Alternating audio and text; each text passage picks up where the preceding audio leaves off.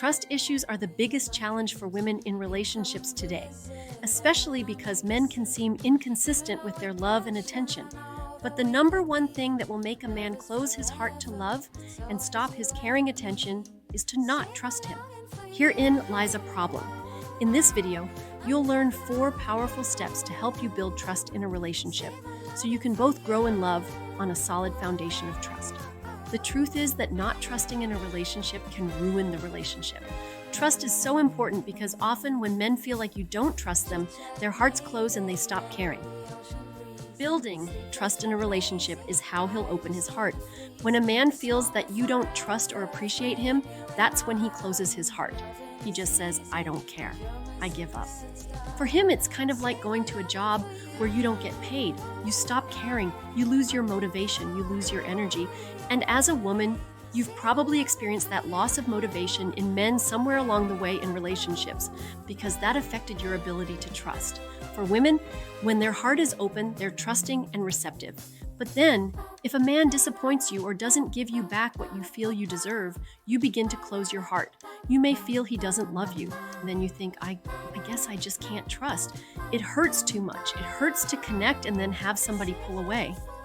So what can you do to begin building trust in a relationship again? One way to heal trust issues in a relationship is having new insights about relationships, because it is the meaning that you give to a man's behaviors that determines whether you can trust him or not. So much of the time, what's going to happen in your relationships with men is this. A man is going to get close. His heart is going to open. You're going to feel safe to open up, and then he's going to pull away. He might pull away because he's not feeling romantic. He's in a little bit of a depressed mood. He's angry, upset, or irritable. When this happens, you may think, oh, I can't trust that love will be there all the time, because you need continuity and consistency. Otherwise, it's too shocking to you. Well, the first thing is having the right insight to recognize this is normal. The weather changes, but the sun's out there all the time. When the clouds come, they cover the sun, but it doesn't mean that the sun's not there. His love is like the sun. It's always there, even when it's not shining directly on you. And this is a very important lesson for you to learn if you want to find your ability to trust. Building trust in a relationship requires learning these new lessons. You may not have learned them as a child, but you can learn them now with will and practice. Remind yourself that when men pull away, it's not about you, and it doesn't mean he doesn't love you. Nothing you do can prevent him from pulling away sometimes. Even if you said something that annoyed him and he pouted and pulled away, that's not about you. That's about his inability to feel secure within himself when he doesn't get all the love he wants.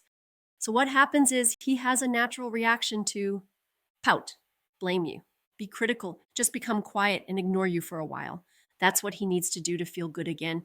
Then suddenly he'll go through a personality change and be more open to you. Unfortunately, then you'll tend to close down because you think, oh, I can't trust this because it doesn't last. Well, one of our biggest lessons in life is to accept change. When you understand men better, you don't take his fluctuations so personally. Accepting how he pulls away and comes back is an important step towards building trust in a relationship. When you have trust issues in a relationship, it's generally from something that happened in your childhood. Maybe things were safe for a while, and then some change took place unexpectedly. You need to practice new relationship skills. Step 1, notice what you do to sabotage your relationship and stop. Notice when you start having thoughts like, I can't trust that, I can't trust that, I can't trust that. Does he really love me? Is he there for me? Can I open up? So you want to first notice that inner dialogue and then you want to stop. The reason your brain becomes overactive and starts looping in your mistrust at that time is because you don't know where to go. Your brain goes, safety is danger, and that causes an adrenaline or cortisol response. Your male hormones start to increase and your female hormones go down. So you don't have a sense of well-being and comfort and ease. In the first step, you notice the thoughts you're having and your sabotaging behaviors, which could be asking questions like, do you love me? Making statements like, you don't care about me. Withholding, punishing, trying to teach lessons, disapproving of him, doubting him like, I'm not so sure. Those are some of the things people do that sabotage their relationships.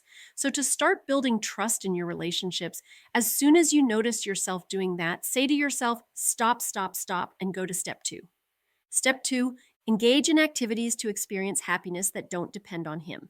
You have to get out of the fear that you can't get what you need, which causes neediness. Instead, you want to make an effort to recognize that there's other things you can do in your life that will actually raise your estrogen and lower your stress levels. And then all that fear, which gives rise to the mistrust, will go away. You want to interrupt the pattern and shift the thinking. Go and do something that will raise estrogen and lower your stress levels.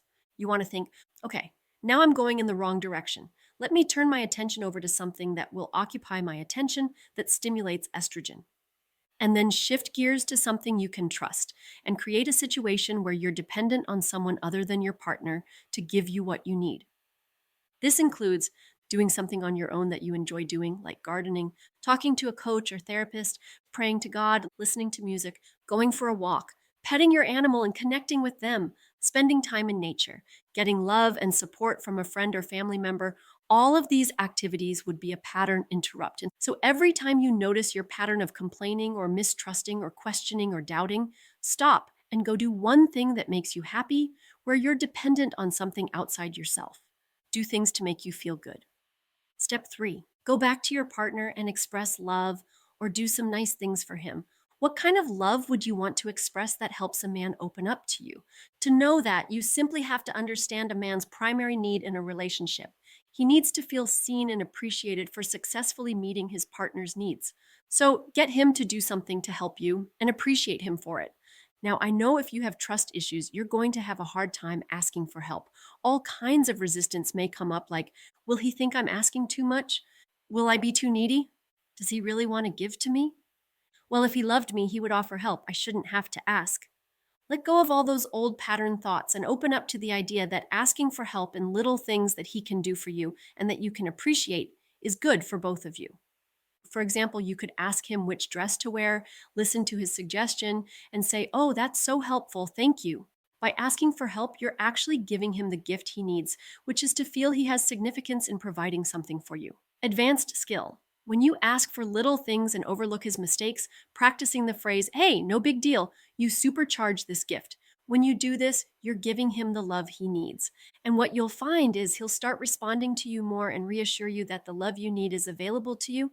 This will help with building trust in your relationship because as he receives the love he needs, he will give more and more to you and your trust will grow. Step 4, spin fear into relationship gold with this writing exercise. Here's how you do it. 1, sit down with a piece of paper when you're feeling anxious or lacking trust. 2, ask yourself, what am I afraid of? Put it into words and feel the answer to the question. And keep asking, what else am I afraid of? What else am I afraid of? As you look at your fears and keep writing them out, your mind is able to become a little bit more objective and ask, is that really true? Is that always true? 3, then for every fear, you want to put it in terms of I don't want. So if you're afraid he doesn't love you, then you don't want him to reject you. If you're afraid he's being critical of you, then you don't want anyone to be critical of you. Whatever your fears are, turn them into I don't want statements. By looking at those, you're becoming reflective and objective, which takes away fear. 4, from there, now focus on what you do want. And when you express what you do want, just start writing it without thinking about if it's possible or not. Just focus on what you do want, and it could be about anything. Continue letting it flow, expressing in your writing what you want. 5, then pause and imagine having all that you want. Use your imagination, not worrying about how you get it. Just imagine how it would feel. 6, next, let yourself go through all those possible feelings and imagine it's in the future. You now have all of it and you're grateful for what's happened. And write down everything on your wish list. You'll feel so much better when you do that. It's amazing how gratitude takes away fear because fear is the expectation of not enough. The expectation of not enough is because we're looking into the past where we didn't have enough. But when you start focusing on gratitude, now you're shifting gears to another part of your brain that doesn't have worries, mistrust, or anxiety. Here, I've given you a lot of opportunities to continue to grow in your ability to start building trust in a relationship again. But remember, the first step is to realize that FEAR is simply false evidence appearing real. Or another one of my favorite acronyms for FEAR is forgetting everything's all right. And before you can get to this stage where something clicks on in your brain that says, hey, it's okay, it's all right, you need to do all 4 steps. Notice what you do to sabotage your relationship and stop. Engage in activities to experience happiness that don't depend on him. Go back to your partner and express love or do some nice things for him. Spin fear into relationship gold with this writing exercise. So, these are some great suggestions, and it takes a while, but stay at it to keep building trust in your relationship. Thanks for watching. If you enjoyed this video, please like and subscribe for more content. Don't forget to hit the notification bell so you never miss an update. If you want to see more videos like this, check out the video in the description below.